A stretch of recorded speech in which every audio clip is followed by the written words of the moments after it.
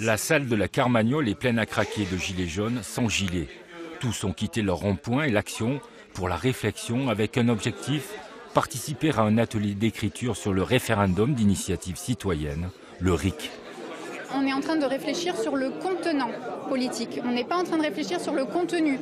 Donc on n'est pas en train de réfléchir sur qu'est-ce qu'on va vouloir poser comme question au référendum. La question c'est comment on va vouloir qu'elle soit posée cette question. C'est l'organisation du pouvoir en fait qu'on est en train de voir là.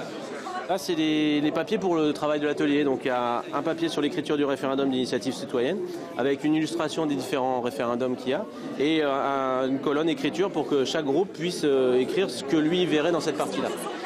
Très vite, des échanges vifs mais courtois envahissent la pièce et les premières idées sont couchées sur le papier.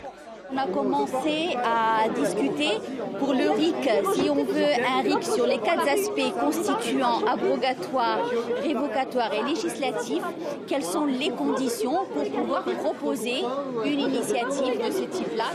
Selon les Gilets jaunes, cette première réunion de réflexion est capitale pour la suite de leur mouvement. Nous savons tous que le RIC n'est qu'un outil de travail, n'est-ce pas? Et ce qui va être important derrière, ce sont les assemblées de citoyens. Ceci est un début de ce que pourra être une assemblée de citoyens, justement. Donc c'est important que les gens commencent à réfléchir, à s'impliquer et à comprendre que toute décision implique automatiquement des conséquences sur l'avenir. Il n'y a que 2 options. C'est une révolution, la première. Bon, c'est des solutions auxquelles je m'y refuse. Enfin, refuse de penser à ça. Et une deuxième solution qui est pacifiste, qui propose au gouvernement justement d'avoir suffisamment d'intelligence politique pour comprendre.